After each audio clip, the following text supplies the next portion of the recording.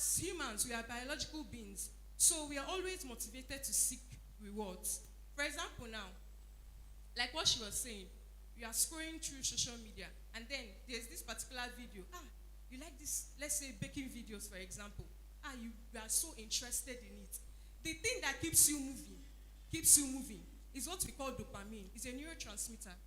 So it keeps you moving. You just want to keep on, like, you are just happy. You are pleasured. You are just so happy. Like when you eat that your confirmed hot eba with a goosey soup, with a lot of orishi inside.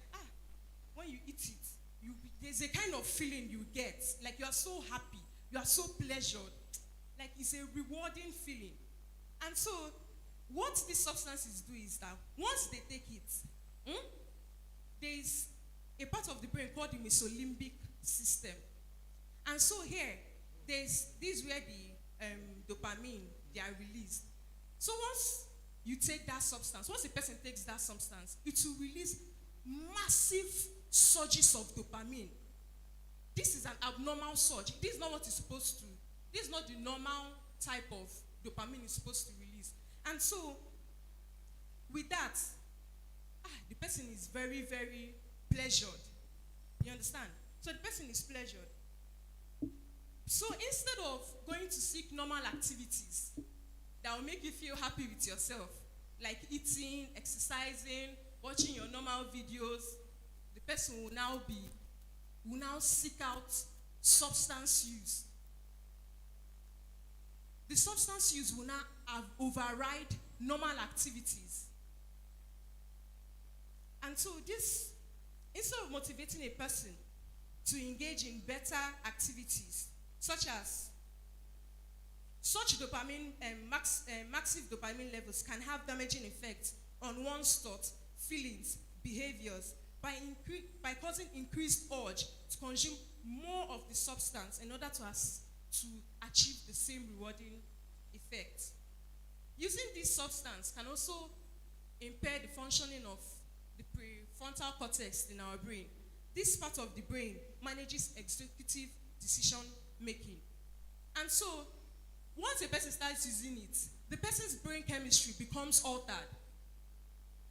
Instead of you to seek out normal activities, be engaged in other activities, you will not be seeking out substance use. You now want to take something to make you feel high and happy.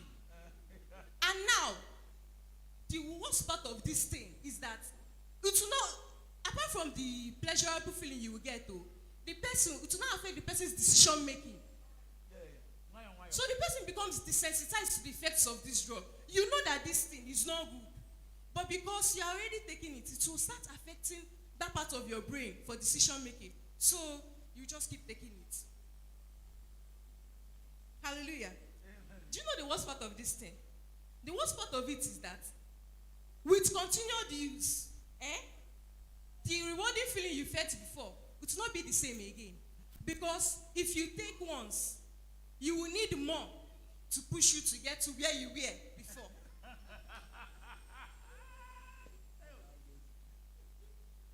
And when you say you want to stop,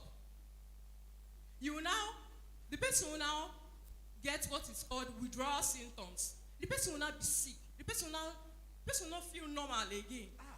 So you see, this thing is serious bondage, oh. Yes, now. Because for you to not get how you were before, you will not take more. And more means more damage. And then, if you not say you want to stop, you will not feel abnormal. Because the person's normalcy is now tied to the substance use. It's terrible. Very terrible. And so there are risk factors. For example, now, if there is things that can increase one's risk for addiction,